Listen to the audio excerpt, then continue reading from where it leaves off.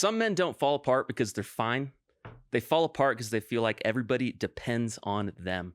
Today at the All In Podcast, we're going to be talking about the pressure of being the strong one, how that role forms, and what it costs when you feel like you can't depend on people in your life.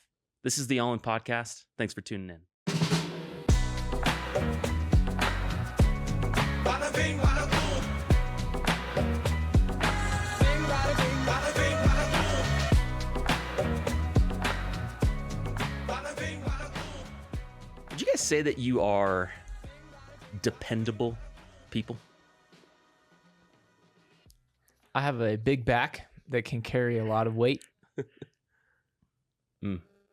Short king with wide lats. My lats are so big, I have to put chafing ointment under my armpits every day. I like that. That's cool. Thanks for sharing. Thanks for sharing that, Joe Michael. You're welcome. I would say I'm dependable. Yeah. Yeah. Tell us why. I like to come through for people. Yeah. You know? No, I think mainly I am someone that's very steady. I would agree. And I think people know that, or at least my friends know that, and they can depend on me just being steady and being, dependable. Being the strong one. John Michael, this is something that, again, we've known each other for a very long time. Too long. And in college, you were a bit all over the place. Who was it? What'd you say? Who was it? Well, there's people that we can think of, but John Michael was one that you didn't know if he was going to show up when he said he was going to show up. Oh, yeah. Early? Or late, early. To a different if place? If he was going to respond to your text, if he was going to... If he was alive? You just never knew what was going on. What mode of transportation was going to get him from point A to point B? I have a tier list on who I'm dependable towards. I don't know if you're the same way. Of there are certain people that I will move everything else for, and there are people that I will move some things for. Yep. And there are people that I won't move much for. You know what I mean? I don't know if that's what you're saying with John Michael. You'd be in that third category. No. You'd be in the top category. Well, would you guys... Let's define that a little bit more. When you say someone is dependable, what exactly does that mean?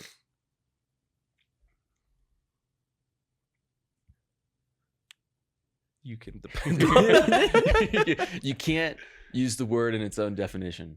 Mm. In this language. Yes, thank you. You could do it in Spanish if you wanted to. How do you say dependable in Spanish? I don't know.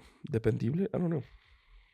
You have to remember that I moved to the States when I was in 4th, 5th grade. I still talk Spanish with my family, but you don't talk about being dependable. I don't know how many third graders you know that talk about their friends being dependable. That's not a word that was. Do you have a third grade vocabulary in Spanish? No, I would say I have more. It's hard to define. I would say I definitely have a bigger vocabulary in English than Spanish, but I would say I have middle school, high school level vocabulary. Really? Interesting. I have no grammar skills. I'm not dependable when it comes to grammar in Spanish. In Spanish. What does that mean in English? If you're bad at grammar when you're speaking. What does that mean? Well, I don't even know what your the question is. same thing. If you're bad in grammar in Spanish, you're bad What in is that? English. I don't know what that means though. To be bad at. Okay, I'll share the story. That was wrong pronouns. You did that good versus you did that well, Yes, that kind of thing. that's grammar. No, in Spanish accents. I don't know how to write in Spanish that well. Accents. There's a lot of hidden letters. Like the little mustache over the N. Yeah, the ñ. Enye. Is it like when John Michael says "I axed him" versus "asked him"? Do you say that? Yeah. My wife says that. I axed him. It's a very Louisiana thing. I think it comes from my background in the hood. In your private school. In your private school in Dallas, yeah. But I'll close this out and then we can go back to dependability. So when I moved to the States, when I got here in 4th grade, they had already done grammar. In America. Like they do in 2nd, 3rd grade. So I still get really lost with... I know an adjective is a person, place, or thing. That's about as far as my grammar goes. I know how to draft a sentence. I know how to write. But I don't know what an adverb is. Fascinating. Yeah. What are we talking about again? The chosen ones. So whenever you opened up this episode, I really thought you were going to say the hidden pressure being a chosen one. Yes. Like That's how you named it, which I thought was a killer name. And do you think Anakin felt a lot of pressure? did he know he was a chosen one? Well, I don't. At what point did he find out? Mm. You're the Star Wars guy. You're a huge Star Wars fan. I would call you a Star Wars nerd. Really? Yeah. I read the books. Yeah. Other books? The comics. Absolutely, there's books. No, but the movies didn't come from books, I don't think. The No. books came No? from the movies. The books came out of movies. Okay. I'm a Harry Potter nerd. Yeah? Yeah. Harry Potter, chosen one. In high school, I was ranked in the top 1,000 in the world in Harry Potter trivia. on Sporkle? Or Yeah, what was it? There was a trivia app.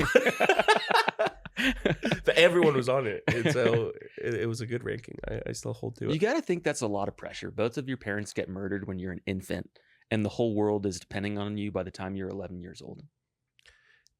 Yeah. No, yeah, I mean, yeah. Hard to find more pressure in the world. And your best friend's a ginger. And your You best know? friend is Ginger. That's tough. Yeah, Who are yeah. some other movie chosen ones? We named Anakin. We named Harry Potter. Wait, is Anakin the chosen one? He was supposed to be the future. But and this is where I get lost in Star Wars. You guys can correct me. I thought wasn't Luke Skywalker the chosen one? Isn't that up for debate? Is that not up for Well, debate? he was the chosen one, but then that's the whole thing. Is Anakin's his son, and so it was supposed to No, pass Anakin's down. the dad. Anakin is the dad. He becomes Darth I Vader. got my movies mixed up. I think Palpatine was the chosen one, right? I got my movies mixed up. Anyways, other Well, people. now What it's would you in say? the- Simba was a chosen one. That's a lot of pressure. Huge. You watch your dad get murdered. A In lot of cold these blood? movies have to do with Pressure. murder or murder attempts of fathers, and then the sons become Yeah. the chosen one. But isn't okay? Back to the Star Wars thing. What's the girl's name in the last one? Hermione. Elsa. Hermione. It's Sky. She's a Skywalker. She finds out she's a Layla. Oh, Skywalker. that was so stupid. Layla. Layla. Layla. No, Leia. It's Ray. Princess Leia. Ray. Ray Skywalker. Ray. Yeah, Ray. So is Skywalker. it, obviously those movies are, I wouldn't call them spin-offs. They're sequels, but it was stories that were created not by George R.R. Martin, but by George Orwell. George Lucas? George Orwell, excuse me. George Lucas. But by whoever it was. George Lucas. No, well, he didn't write the He did the sequels. first Oh, the six. sequels. What was his name? Well, that was the whole thing with it. It was that big director, J.J. Abrams. J.J. Abrams. He only did wrote, one or two. he huh? wrote the first one, Yeah. which was copy paste one of the other movies, and then Rian Johnson, who all of his movies are fantastic, Mhm. that not related to Star Wars, wrote the one after, and he tried to like add things to it and like just like be more creative with Star Wars, because Star Wars I think gets a little stale when it's like everything about these movies has to be like surrounds one family. It's like the whole galaxy surrounds one family, the Skywalker family. So in the And then people didn't like it, and so J.J. Abrams took it back over, and then the last one Put some ulterior undid storylines. things that Rian Johnson did, and that's where it got like even wonkier than it did before, and it was just a mess. But would we say now having seen all 9 of the movies, it's 9, right? Yeah, 9 movies. Yeah, Plus the Cartoon Network series, you kind of throw that in there. Yeah. Attack of the Clones. Rogue One. Yeah, exactly. Rogue One was we have great. some of those spin-offs. Phenomenal. That's actually Now the best seeing Star all Wars 9 of the movies. movies, would we say that Rey Skywalker is actually the chosen one?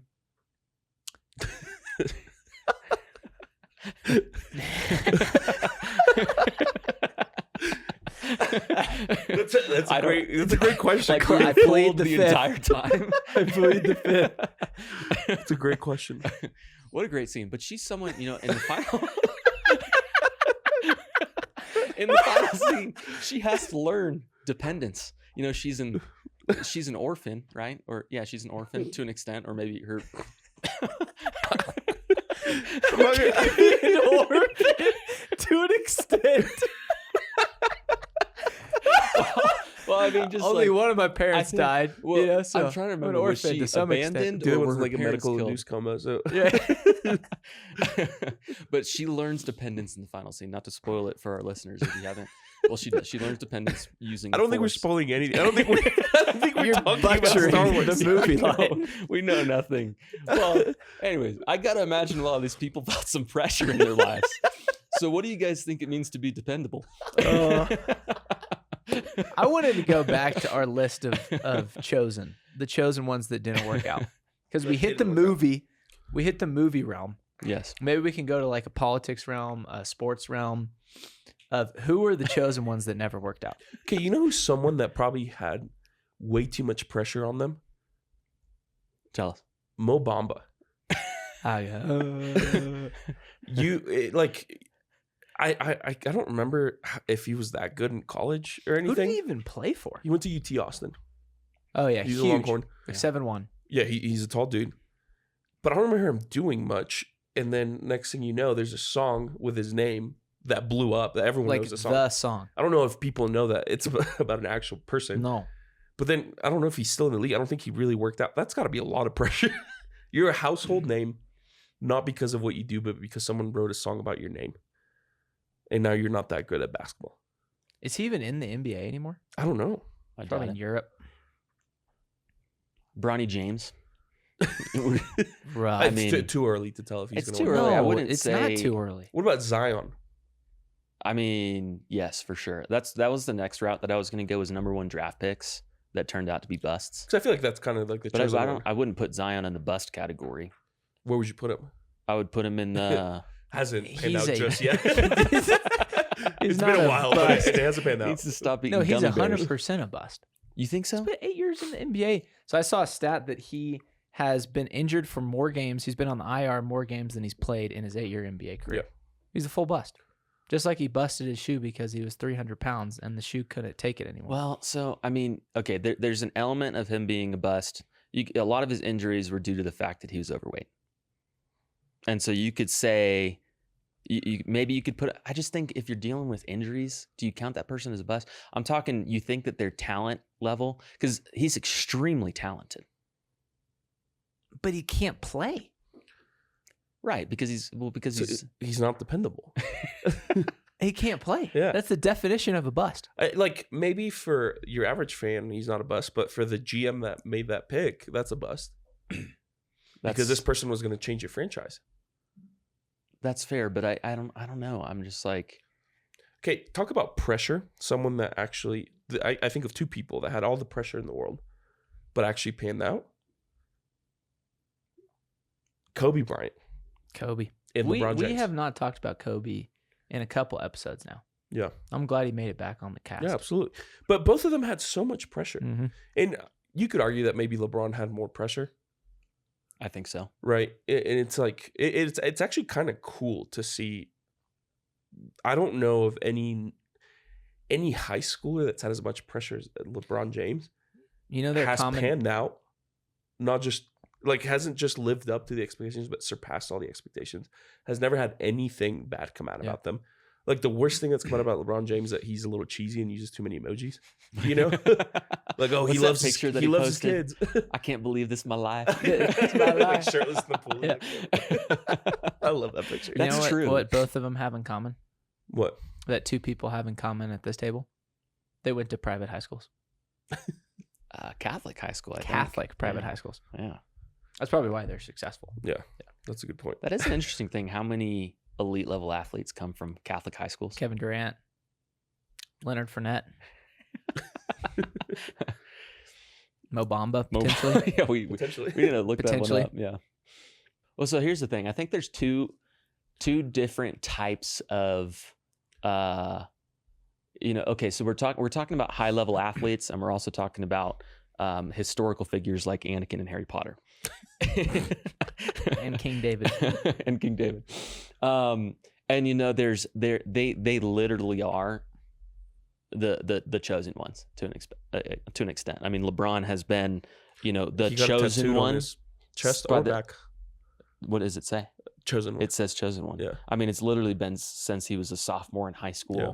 where he's supposed to be the greatest player. On the That's- cover of SI Magazine at 16. Exactly. And so the amount of pressure that's placed on him, same thing with Harry Potter, everybody knows what he's supposed to do before he even knows. So there's that reality of the immense pressure that comes from having a high level of talent and people expecting you to perform. But then I would say there's also the pressure that we place on ourselves, and the roles that we play in our life of, there's almost like manufactured pressure to an extent of like, I need to perform because other people are depending on me in situations where maybe that's true, or situations that maybe it's not true at all.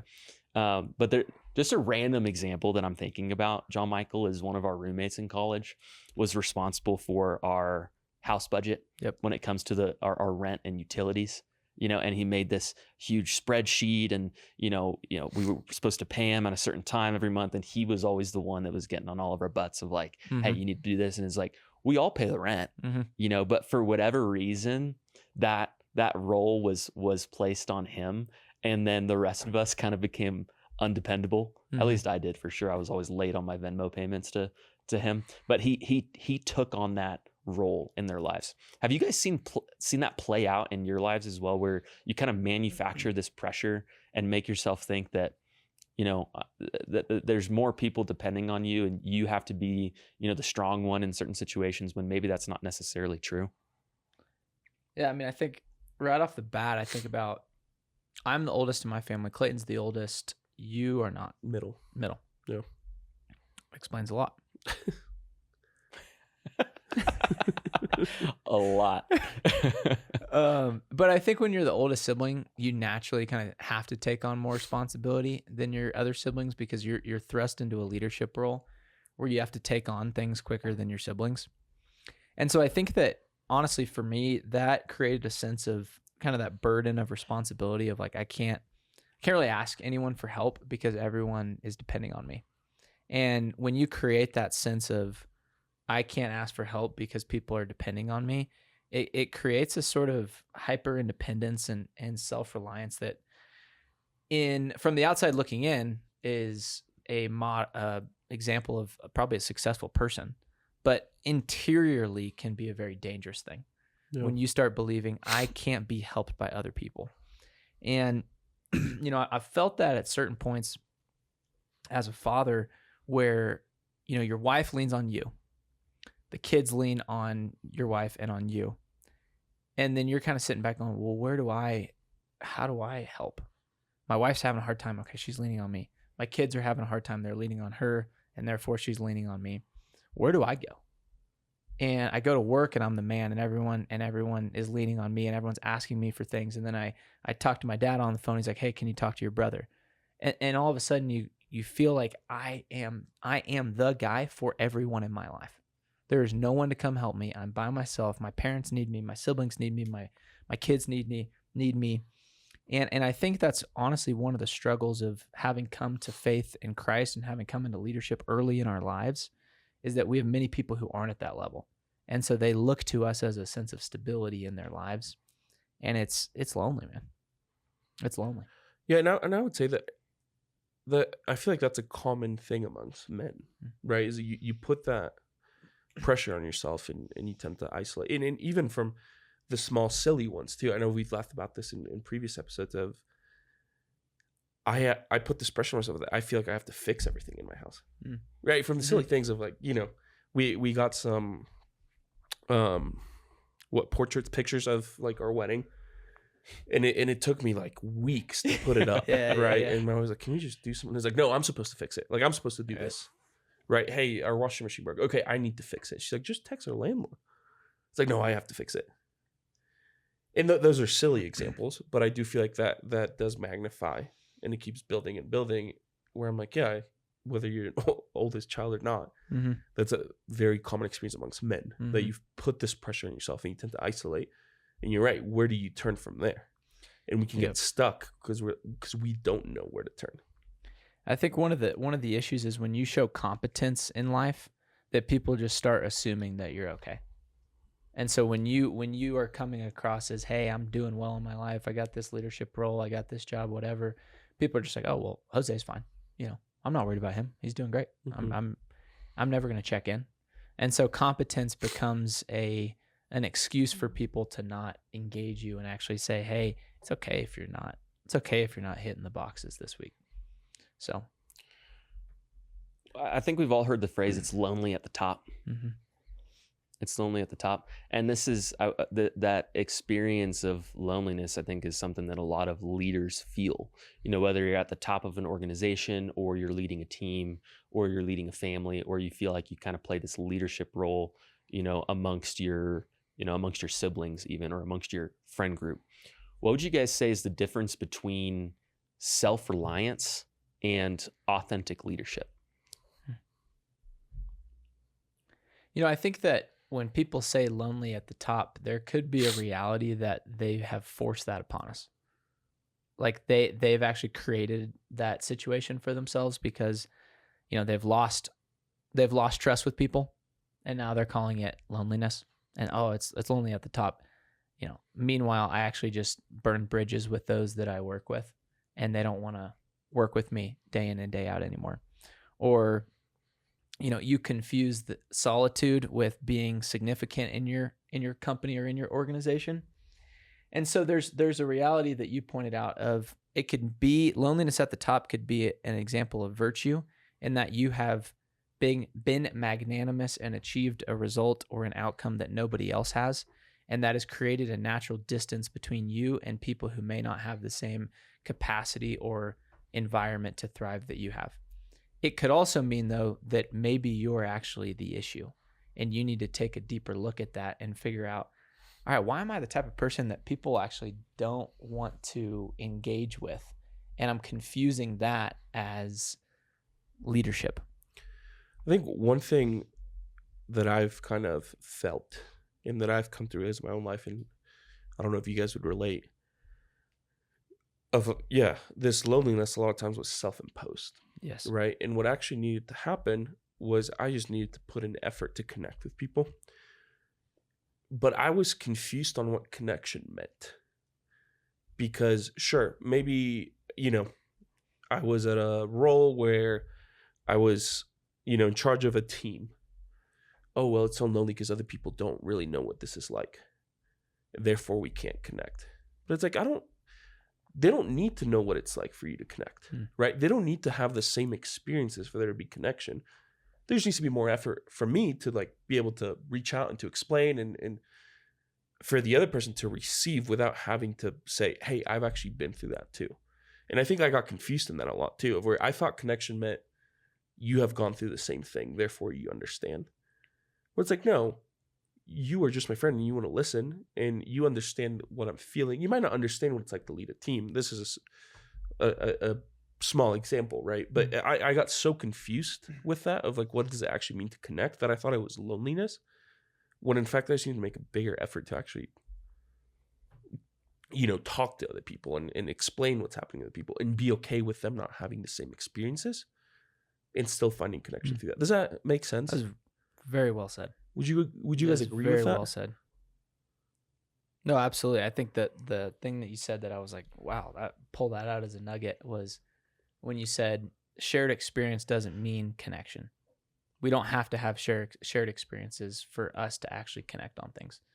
And I thought that, honestly, that's the mindset of a leader, is we may not actually see the same things. We don't get the same emails. We don't have the same responsibilities.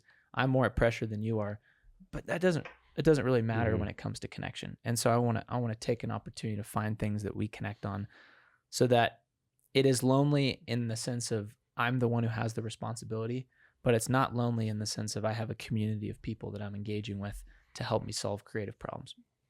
Because I know for myself too, a lot of times the lie that I keep telling myself is well, they don't get it. Mm-hmm. Right? They don't know what this is like. And all that lie did was make me isolate. One of the things that I've been wrestling with myself recently is asking the question, what does it actually mean to rely on God?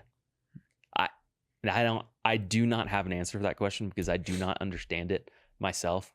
But one of the things that I've thought about, over the course of my own fatherhood is that, as a husband and father, I want to be someone that is reliant on God, but it's it's hard to say that I'm dependent upon God or I'm dependent upon other people when there are other people that are depending upon me.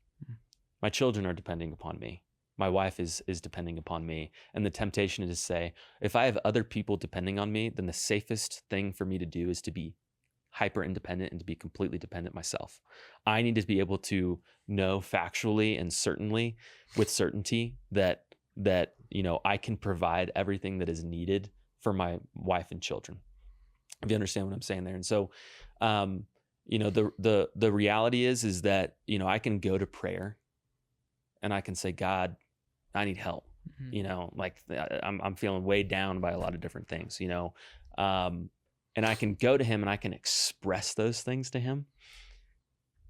But then there's a part of me that it's like, that doesn't change the reality of what's going on here, which is just that the things still need to get done. There are things that are dependent upon me. And so I don't know, I don't know what it actually means to say there's a freedom that exists when you are dependent upon God, but I don't, there's a part of me where I'm like, I don't know what that experience is actually like. Does that resonate with you guys at all? Yeah, I think it does. And we could spend like a whole other 3 hours talking about this, and maybe we will later on. But what you're saying reminds me a lot of the idea of surrendering. And I remember when, as I'm maturing in my spiritual life, people tell me like, well, you need to surrender things to God. And be like, okay, I did. And then now what? Like, it didn't change anything. Yep, I said the prayer. I said the surrender prayer. And yeah. Now I'm surrendered. But it's similar to that. Of like, okay, you need to depend on God. It's like, okay. I thought I did. Now what? Like, I'm still lonely. I'm still going through something really hard. I relate to the experience, and honestly, what I relate to the most is not having a formulated full answer to the problem. Right. And I think as we're, a couple seasons into this podcast, I think what we've discovered is, for our listeners, it's that it's not that we have explicit theological answers to your problems. We don't. We are not theologians. We say things that maybe are even a little heretical, like talking about King David earlier. But our shared experience is that we have no idea what we're doing, but we're trying to chase after it together. And so for our listeners to recognize, obviously, we don't have the full-on answers to what it's like to be the chosen one and to hold the ball and to be the one to take the shot. But we are dedicated to figuring it out. And we are also willing to share our faults, losses, vulnerabilities, lack of understanding in the process of doing that.